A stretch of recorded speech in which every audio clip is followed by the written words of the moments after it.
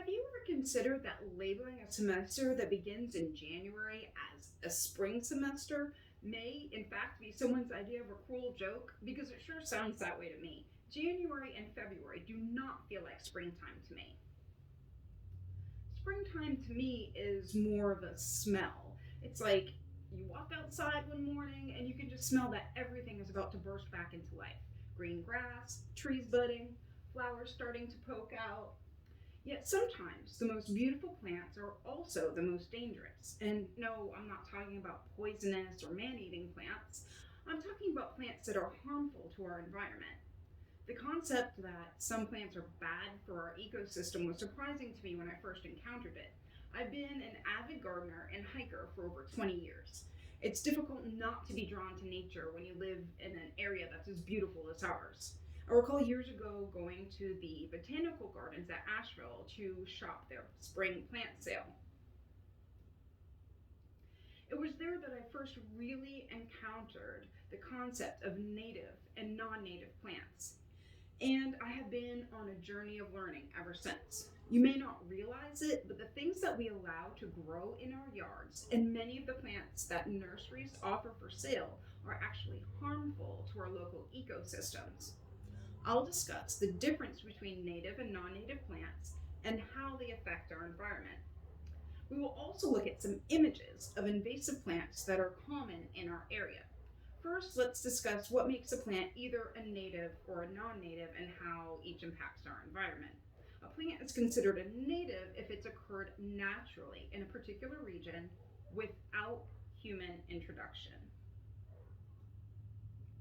Native plants have formed symbiotic or mutually beneficial relationships with the native wildlife of an area over the course of thousands of years, meaning that the animals and insects in a local area have evolved using the native plants in that area as a life resource for things such as food or places to lay eggs. Non native plants are also often referred to as exotic plants, and they evolved in other parts of the world or were created by humans into forms that do not really exist in nature. Most times, these non native exotics do not support wildlife as well as our native plants do. And sometimes they escape from yards and gardens and become what we know as invasive plants, which destroy natural habitats. Information on problematic invasive plants in our area can be found on the Pennsylvania State College of Agriculture's website. They have great resources.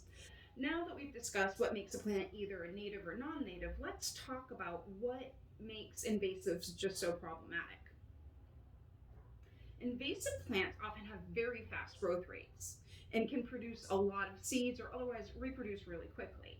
When soil is disturbed in yards or on roadsides during construction, let's look at 26, invasives can take hold much faster than native species can. They will steal the sunlight, water, nutrients, and space from the native plants.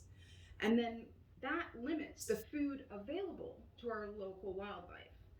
As plants and animals have evolved together, their survival is linked.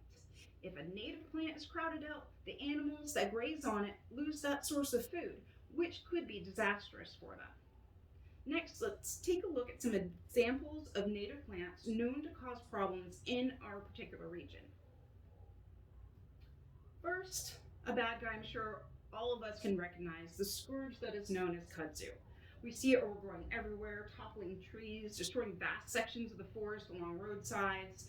Now keep in mind, it's not just an eyesore, as animals that live in this area have now lost their habitat and sources of food. Another bad guy invasive you may be familiar with is called butterfly bush. Although adult butterflies feed on its nectar, caterpillars can't use the leaves as a source of food. And because the bush doesn't support the entire life cycle of butterflies, it's actually quite harmful when it displaces the native plants that caterpillars can rely on for their entire life cycle. Next is another plant you might recognize, a shrub known as burning bush. A native of Asia, it was first brought over to the US in the late 1800s, and according to the USDA, since then has spread to over 20 states by sneaking itself into forests and fields and roadsides where it crowds out native plants and again displaces wildlife. Last on my bad guys list, I want to mention an invasive bat is my own personal nemesis. I have spent countless hours year after year trying to eradicate this plague from my yard. And once I learned what it was, I started seeing it everywhere,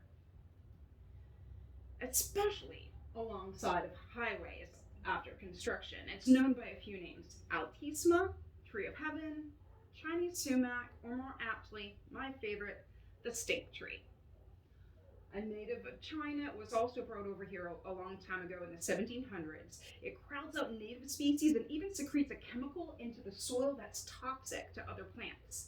Its aggressively growing root system can cause damage to pavement, sewers, and building foundations. And if you cut it down, the root system is so strong it can send up 20 new plants to take its place. This thing is nearly unstoppable. Now, be warned, there are a couple of native plants that look a lot like this that are not bad guys, and here's a couple ways to tell the difference. The edges of the leaves of the stink tree do not have little teeth on them called serrations. They're smooth, and if you crush a leaf or break a twig of an altisma, it will release a foul odor, hence the name stink tree. As you can see, while many of them may be beautiful, exotic plants can actually be silent killers. By disrupting the food web, they can throw our entire ecosystem out of balance. And that's why what's growing in our yards matters.